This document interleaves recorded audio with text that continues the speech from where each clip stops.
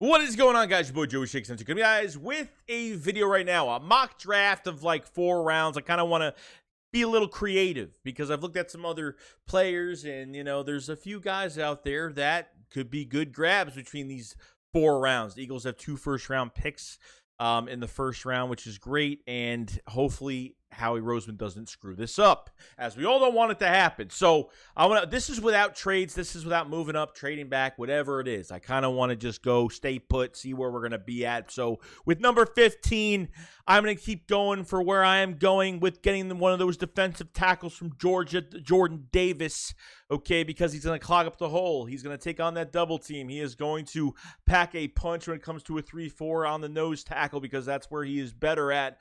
And I think it's going to help out, Javon Hargrave, and I think it's going to help out your defensive ends. But I think if they draft Jordan Davis, I would really put Jordan Davis next to Hargrave, move Fletch back next to Milt Williams. This way you have a good balance, which I think would be a good thing. So Jordan Davis definitely high on my list. And like I said, one of the Georgia defensive tackles, whether it's Devontae Wyatt or Jordan Davis, be totally fine with.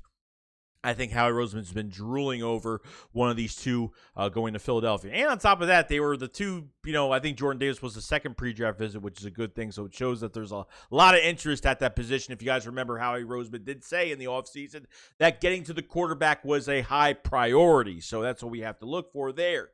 Now at 18, I think you're good at 18 because I think between 15 to 20 at least, I think there's a good possibility that Andrew Booth Jr. could fall to that spot. You get your corner. This is without moving up for Stingley or Sauce. I am good with getting Andrew Booth Jr., and if they want to trade this pick back, they can get Kaiir Elam from Florida or wherever they want to do. Just stay away from Trent McDuffie. I'm just not a fan of it.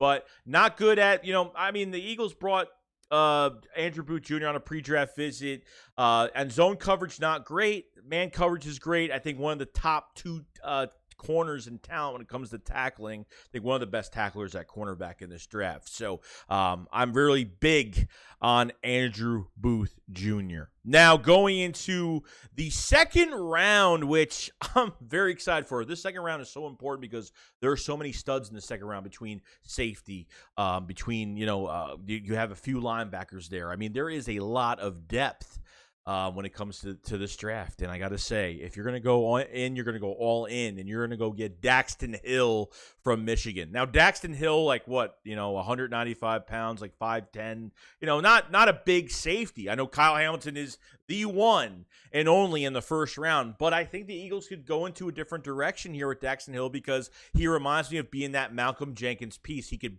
play safety. He could be a pass rusher.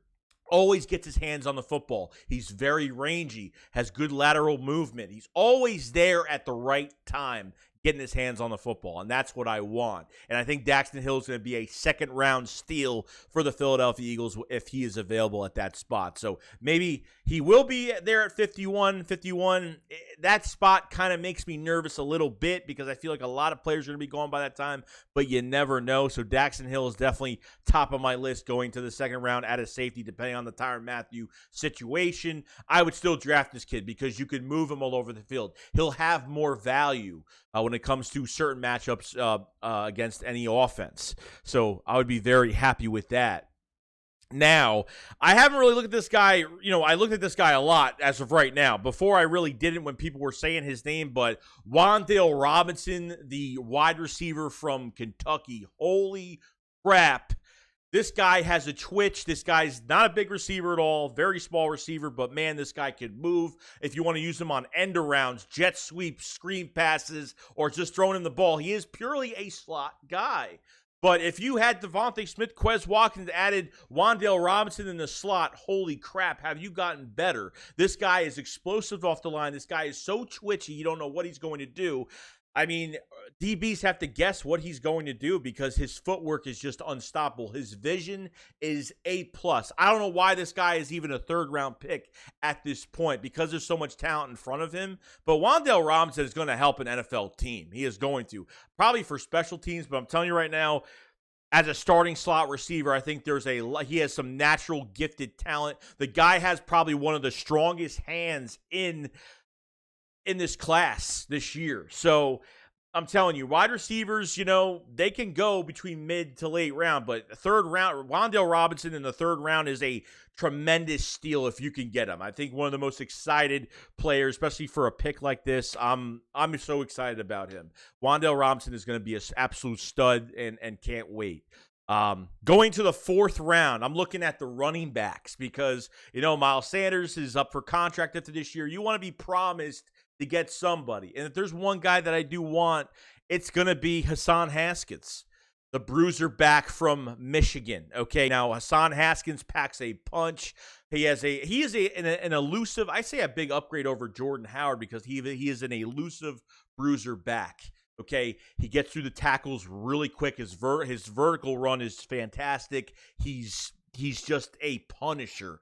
Okay, he reminds me of LeGarrette Blount in a lot of ways because if you're going at him, he loves contact. He will punish you at contact when he has the ball in his hands if you get even near him. Okay, he has a really good jump cut. I mean, he's got a few tools in the tool bag right now, so he could do a lot for you. He gets passes out of the backfield. He could do some things. I'm telling you, it's really amazing to see his physicality and just how fast he is. I don't know what his 40 is or how fast he could run, but Haskins is definitely, and I think we need that bruiser back. Since Jordan Howard's not here, we have to bring in a bigger back. What I said, but a little bit of some balance with elusiveness as well. Some great tools for, you know, jump cuts and stiff arming. He's very powerful.